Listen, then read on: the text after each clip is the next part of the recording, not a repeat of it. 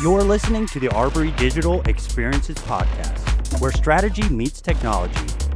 Got a topic suggestion or want to see how Arbery can boost your digital presence? Let's talk. Visit arberydigital.com or find us on LinkedIn. Now, on to today's episode. All right, welcome to Arbery Digital Experiences. This is episode 25, and today is the ADaptTo 2025 recap.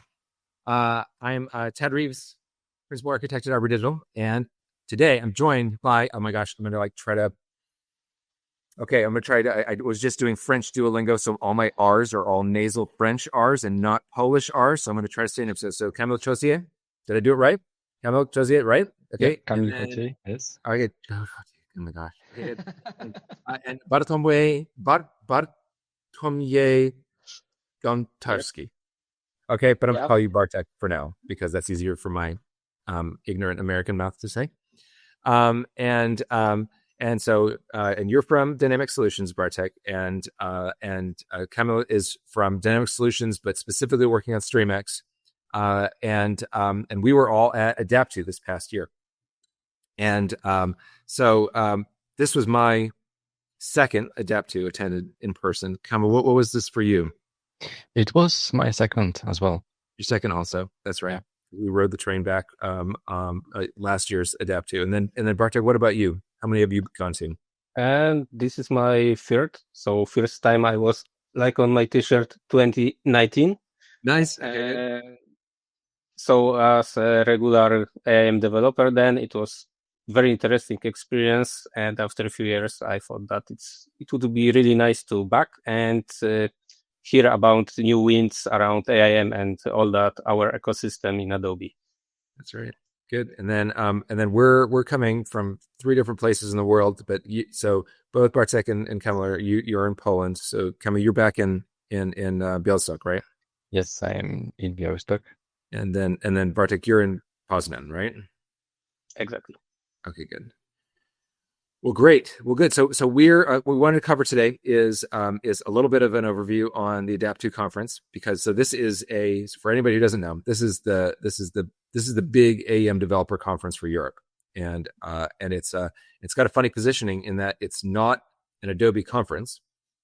However, it is attended very well by Adobe employees and always has been, kind of traditionally. And so as a result of that, there are a lot of new releases, new pieces of tech that developers like us are going to end up using in the new year. So if you want a sneak peek at what is coming or what is possibly going to be announced at Adobe Summit or what technical things that one should be able to know about for the coming year, it's kind of a big deal, and it flies under the radar because it's also not a marketing conference. It's all just developers.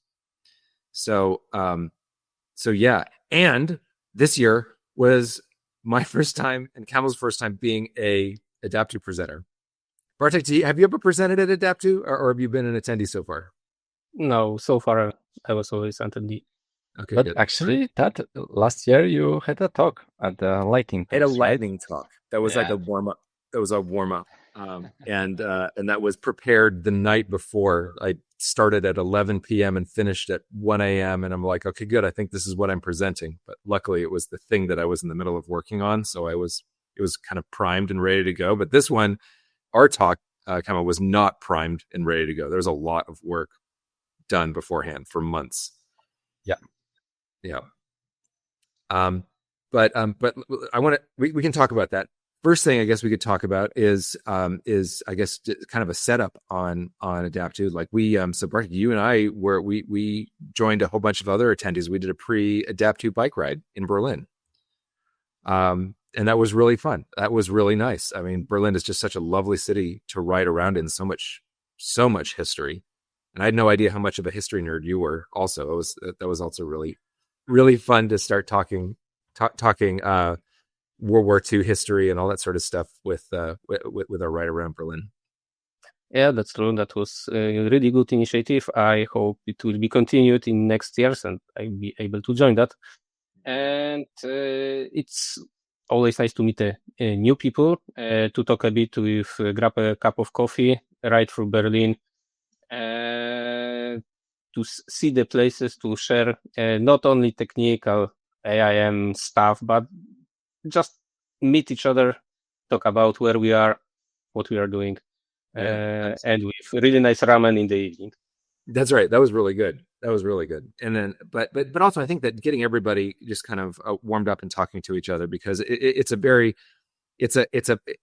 funny conference in that it's big, but it's little. It feels personal. And if we're all just realize that we're all just a bunch of tech nerds and buddies, that to me it took, I don't know about for you, Kamil, but for me, this sort of thing it takes a little bit of the pressure off of presenting, because you're just mostly presenting in front of friends, for the most part. So yeah, and the large part of the audience are also the speakers, right? Right. They can't heckle you because you know that they're about to be on stage. Yeah. So how was that like? I want to get a little bit of a feeling from you, like presenting for the first time. How was that for you? Yeah, I was a little nervous, but luckily the stress wasn't crippling, but it was like motivating. And I think that if someone wants to try to push their boundaries and try to present something, to speak on the stage, the adaptTo is a perfect place to do that. That's awesome. Yeah, I found that too. It was funny for me is because there was a couple other brand new presenters that were up there too. So Arko and Devanshu had a presentation right around ours also, and they had never presented in front of an audience before, and so I was trying to help them not be nervous, and I kind of almost forgot that I was supposed to be nervous. It's like, oh my gosh, I'm presenting now too. Okay, good, here we go. So yeah, I think that was really good. So I guess when we talk about the actual content of the conference, because I wanted to get into that right now. So I guess we could start out with our own thing. So Kamil, you and I presented on AEM performance in China, and it's a mega topic that we got really good feedback on that too, because I think similar to our own experience, a lot of people hadn't really been exposed to the fact that it was a problem. And they're like always almost like assumed that it just all works because it's global or something like that. Did you get that kind of feedback too? Yes, I got that feedback, and even on the experts table, we had a people that came there and said that, guys, you just showed our example of the issues that we have right now with the content on China for our client, and one of those were hosting the content on the CDN. I don't remember the name, but the one that is moving out of the China. Akamai, yeah, and the Akamai, and they have trouble to find any other solution that works. And so yeah, and I know that there's not like a one size fits all on any of this, but I think that at least bringing to light some of the problems that are involved in hosting in China, and showing, because in the end, the solution that we showed is pretty good. It works pretty well. It's pretty flexible. Actually, the one that we presented on the stage was pretty simple. It was edge delivery services, but the solution is not only for the edge delivery services. Yeah. In that case, it's plug and play. You connect your edge delivery services and just push the content, and it works. But the whole relatively simple set of clusters to set up to do that. It's not a ton of infrastructure. Yeah. But the whole platform is prepared to handle more complex scenarios, like you have data coming from different sources. Like, for example, it can generate PDPs from the template taken from the CMS and the data from PIM, and combine those data and push it to the China or any other location. Right. So it can behave like a unified data layer. That's right. And I think that the fact that we plug in other data sources, plug in AEM, and plug in commerce, and plug in PIM, and plug in other things like that, and have a multi-source website, which I think I guess to me that also led into the talk that Arco and Dimanshu did was all about like running like a practical real world example that they had of running AEM and edge delivery side by side, which that like to me I go, oh well, you're licensed for that, might as well do that. When you buy a cloud service license, you got AEM classic cloud service, and then you've got edge delivery too, and so it's two different content cadences. But like with our solution, you could end up doing that in Chime also. You could feed both those different content sources and get have it be well performing even in China. Yeah. Any other talks? I mean, I guess we could just get right into that too. Like what sort of talks did stood out for you as really impactful, insightful, or even just like, made you think that you may need to change your mind about an approach that you'd be taking on a customer project? Definitely the ACM tool. Yes. Yes. Yeah. That's if I would still working on AEM projects, that tool would definitely go into my project. Yes. Yeah, that's a big, even I would say game changer. It gives so plenty of possibilities, which were not present in the past with the standard Groovy console or needed the custom implementation. Now they are all in. You can especially automate the things. You can write a script which for sure will be executed right after deployment once and never again. Or you can write a script which clear your packages, do some cyclic events without requirement of doing all that boilerplate stuff around. That's a big thing, served with nice user interface. Yes. I've even started implementing that for my customer. I did yesterday after a demo to that whole team, and they were really satisfied with what they saw, even asking me, can content authors use that? And no, not so far, not so good. But for us, it's really make our lives much easier and much more consistent without those relying on different things which people forget, like, did I executed that script on dev 5 after deploying it there? No, right. But QA is shouting now and we have some delays. No, it will be just out of the box. That's right. Yeah, but you have to remember, keep in mind that this tool is very powerful and you can mess your environment a lot if you won't be careful. As context for anyone listening, and I'm gonna provide links in the YouTube video and the blog post. But so this is Christian and Tomasz that presented a new tool to basically replace the Groovy console. It's a Groovy console which came out. It was I think it was during the War of 1812 that it came out, the Groovy console, the original one, or maybe early World War II, something like that. It's been around for a little while, and it was originally it was a City Tech project, and then it was an ICF Next project. I mean, these are teams that have long since gone away. So but everybody's still using it. This tool is everywhere. So this new tool that Christian and Tomasz were working on is a brand new take on that allows if you have massive scripted things to do inside of AEM, it's immensely powerful. And but is it still possible to use this classic Groovy console on AEM as a cloud service? It apparently is. Yes. Okay. Yes. Even though it sets up alarm bells when you do your best practices analyzer, it says, no, please don't, but it still works. Okay. Yeah, Adobe try to force projects, customers to do not do that, because if it's a powerful tool and it's easy to break things, and quite often customers then came to Adobe for help. They don't want that. They try to push customers to use their tools.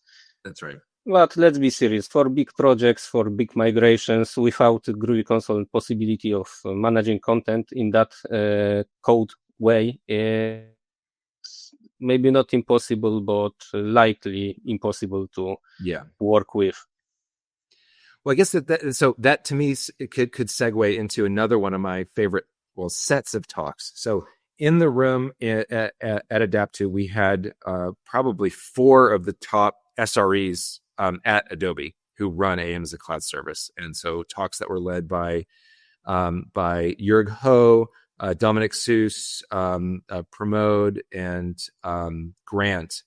And there were 2 different talks basically that were very SRE centric on lessons from so Jörg gave a great talk on the fact that AEM is a cloud service. What are they up to? 1,000 completely separate customer applications. How many individual instances is he running now? I wrote this down someplace, but it was it's a crazy number of instances that they're up and running with and managing and SREing on a daily basis. Let's see, what did he say?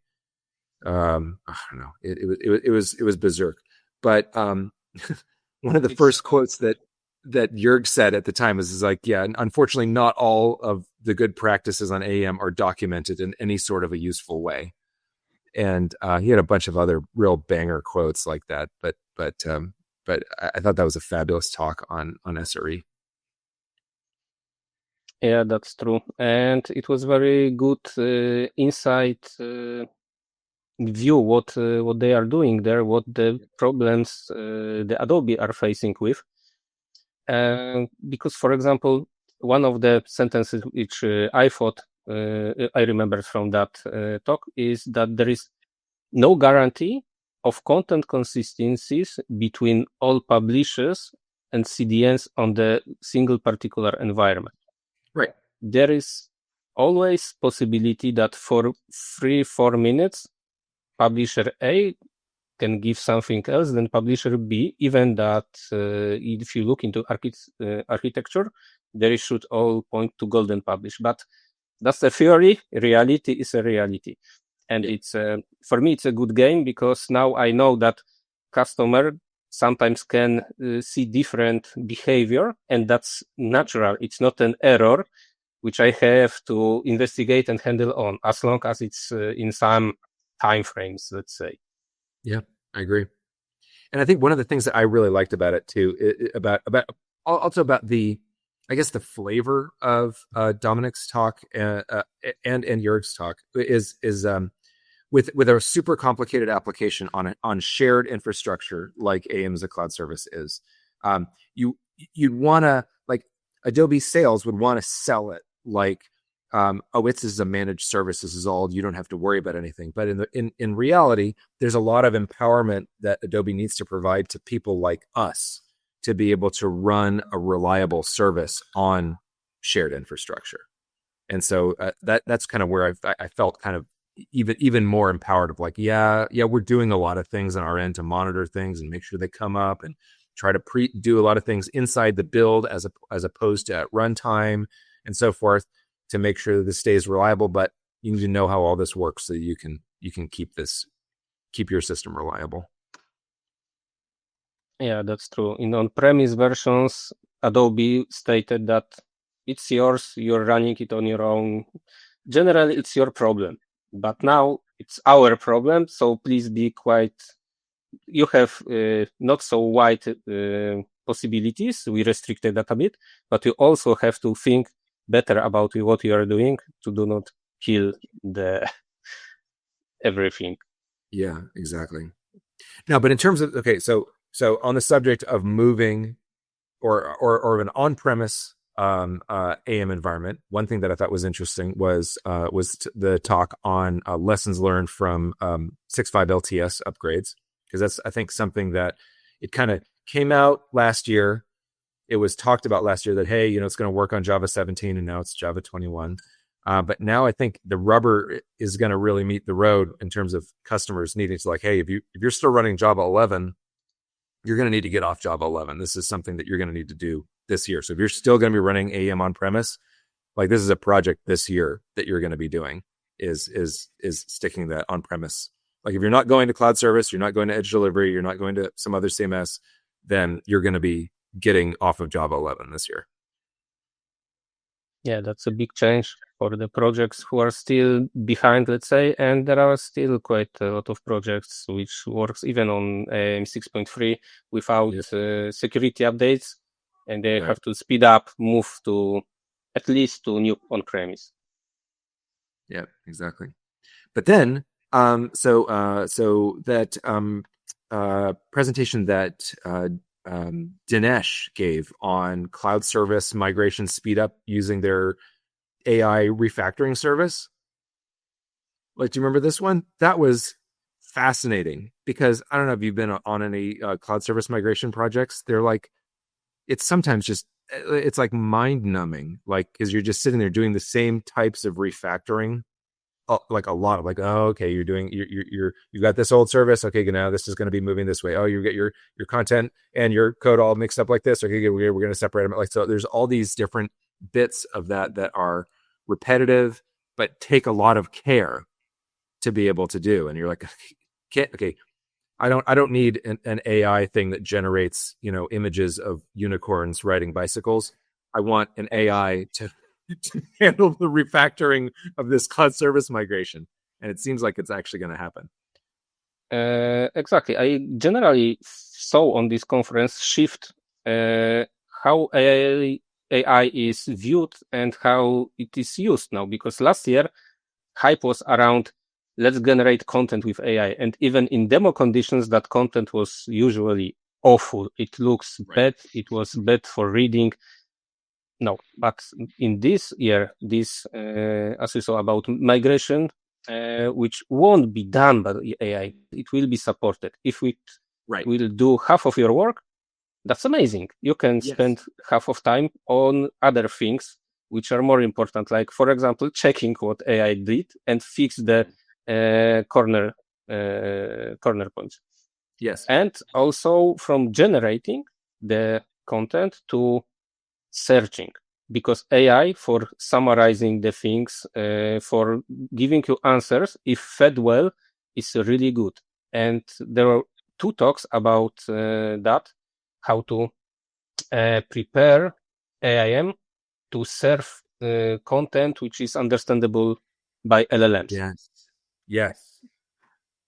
Yeah, that is something that I think a lot of us are going to need to put more attention on this year in terms of making sure that our the content that we're generating is AI consumable. Yeah, it's not only SEO right now. Yeah, you have to prepare your content for LLMs as well. Right, and just and that whole the datum that the Adobe folks that was presented, the LLM optimizer, which I heard an engineer behind the scenes talk about that LLM optimizer as Elmo, and now I can't unhear that. It's just Elmo. And I want to hear Elmo announcing that LLM optimizer exists. Anyway, so sorry, that's my own personal problem.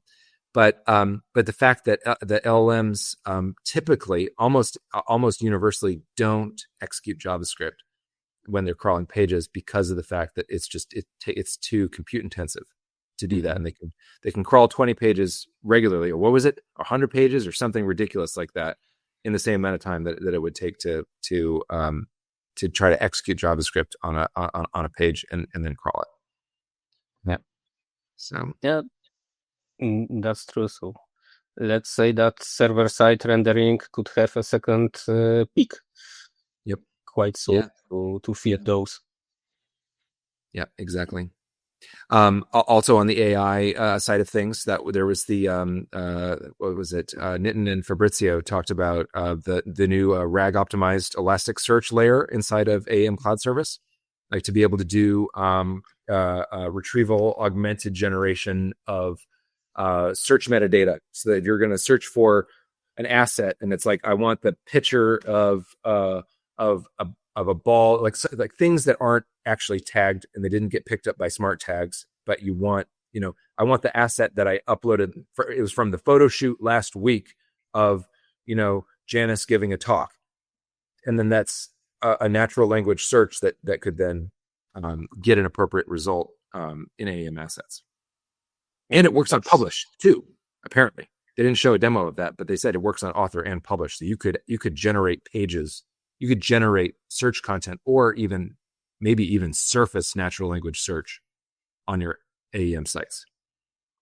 And it could prevent some business rules which are restrictive in some companies. I worked in one project where there were very restrictive rules where product of this customer can be shown with the product of competitor.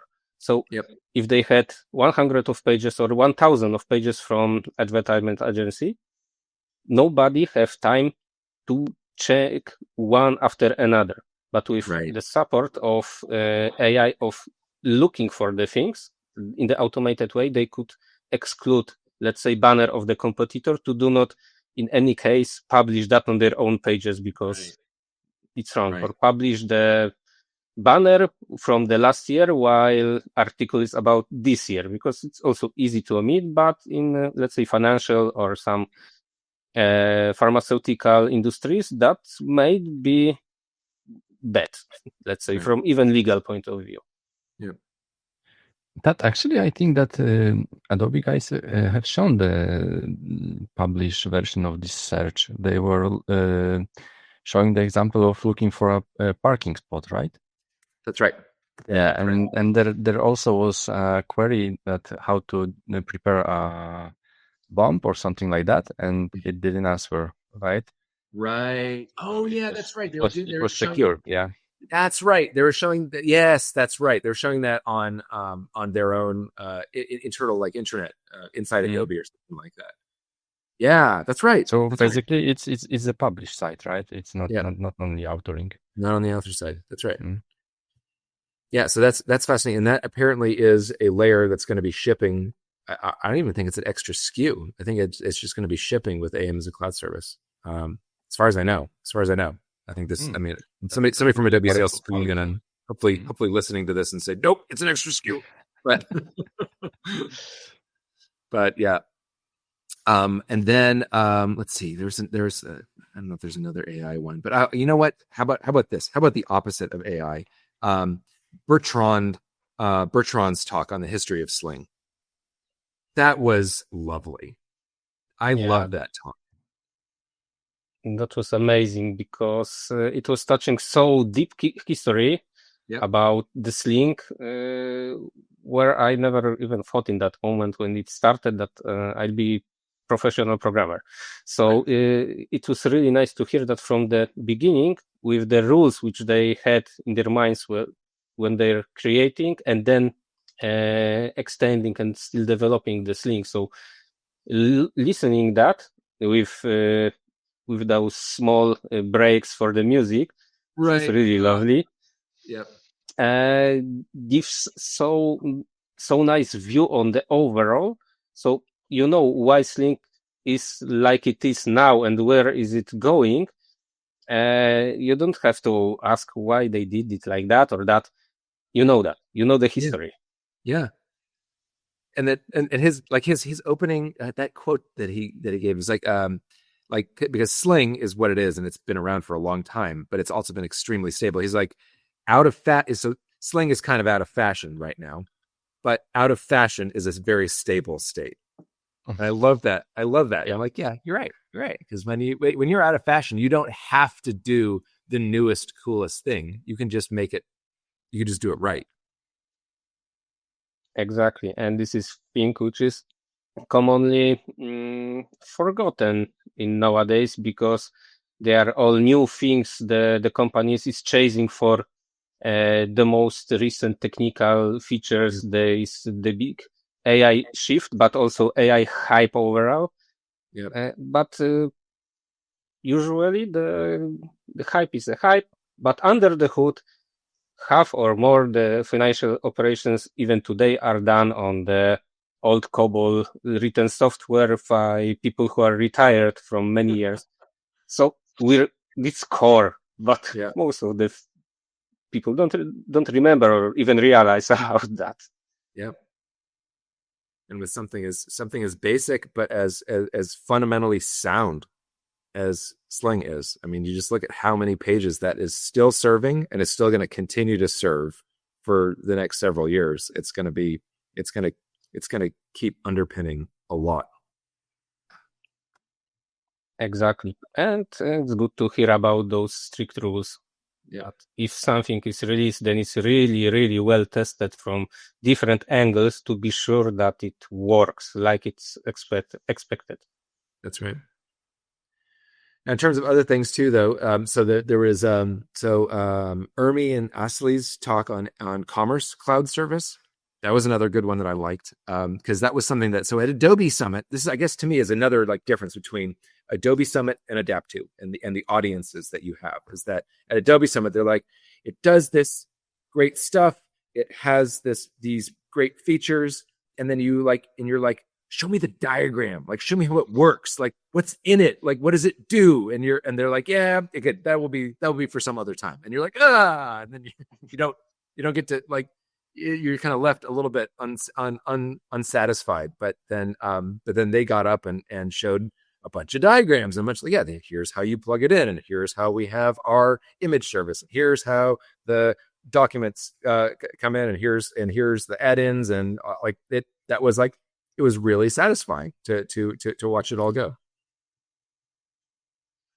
Yeah, that's true. And in general, the adaptTo conference is really nice for the technical persons because nobody is afraid to show a snippet of a code. Yeah. Talk about really low-level things which are not consumable by stakeholders, by business people. Here, all audience is around the technical stuff in many different roles. Yep. But all are focused on that. So if you show the architecture diagram, snippet of a code, or just have a general talk about how something works, all of that is acceptable. And I think this is one of the biggest strengths of this conference. It's very worth to be there from the perspective of an engineer. Oh, I agree. And I guess we could almost wrap up on this one, but the lightning talks at the end. So this is I guess to me, this is like the adaptTo conference ethos, like in a nutshell. So the last talk that was Yegor's talk on cross environment replication. So just as a quick sum up, so he gives this talk on cross environment replication, because so in AEM as a cloud service, you have a content backflow functionality that basically allows you to take content that's on prod and stick it on earlier environments, and that's the purpose of it. But what if you wanted to take content on a lower environment and promote it up? You can't do that. So he basically hacks away it to be able to do it using. He's like, oh well, Durbar replication is turned off on cloud service. Well, I found out how to turn it back on, and you could see the AEM SREs in the back just kind of going, yeah.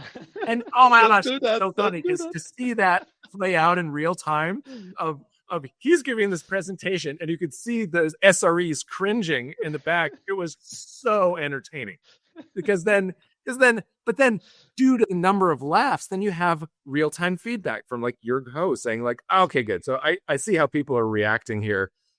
Okay, good. There might be a way to do this, and this is a good idea or something like that. But I thought that was just fabulous. Yeah, indeed. But it also shows the guys from Adobe that some things are really needed. Those not are just requests for requesting but people require more tools and more possibilities than they provide. For example, you said about content copies. Yep. Nice. It was working really nice for first 2 months. But after that, they have put some restrictions within it. Yeah. And for me, it's useless. Even content without DAM moving between instances usually fails. So I just dropped out that tool. Yeah, it's true. But to me, what it does to have a conference like this with people who are senior engineers from Adobe is, to me, it really personalizes Adobe as a company. Because when you are from afar and you are like, I mean, I'm in the middle of a forest and you guys are in Poland. Like, you're not next to Adobe headquarters and I'm not next to Adobe headquarters. So sometimes dealing with this big company can feel, when you haven't gone to conferences like this, it can feel like you're you're up against a force that you can't deal with. It's just it's like you're fighting something that you can't actually articulate or work with. But when you come to a conference like this and you're like, give a presentation like Igor gave of like, I've tried to solve this problem and here's my crazy solution. And then everybody laughs, but then you have engagement from actual Adobe engineers. And then you could start the ball rolling on, you know what? I think you're right. You know, we should fix this. How would you ever get that sort of personal interaction any other way than a very intimate conference setting like that, which I think is that's what makes it so special. Yeah, Totally agree. I think only possibility yearly to maybe accept Adobe Summit, but there is harder to find that people. Yes. But here is small group. You can grab a coffee and go speak with Jörg, for example, and ask about features or problems which you have in your mind, but you cannot push them to Adobe and get real answers. Here you have live person responsible for that, and you can just talk with him. That's right. That's amazing. I even raised a dispatcher security issue with Jörg during that conference. We showed that to him, and then summary go via email. So it wouldn't be possible in any normal conditions, but during this conference, it's quite easy. Yeah. And even if you don't know who to talk with, you can go to the expert sessions. There are plenty of topics. I think six, let's say, core topics and specialists assigned to them. You can go and just ask a question. Somebody will try to answer you and help. That's right. Yeah, I think it's great. And this is where, so I really hope to just see this all just continue in terms of this dynamic of being able to have a very intimate, technical only, no marketers and sales guys and recruiters and all this other stuff that's a core part of our ecosystem. I'm not saying that any of that is bad. That is why Adobe Summit is so important, and I'll keep going to Adobe Summit every year too. But that this is such a necessary core function to kind of keep the whole show on the road. Yeah, that's true. Adobe Summit and adaptTo are complementary. Yeah, for sure. Yeah.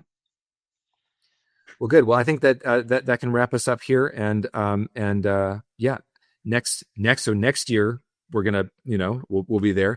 We'll lead the pre-adaptive bike ride again.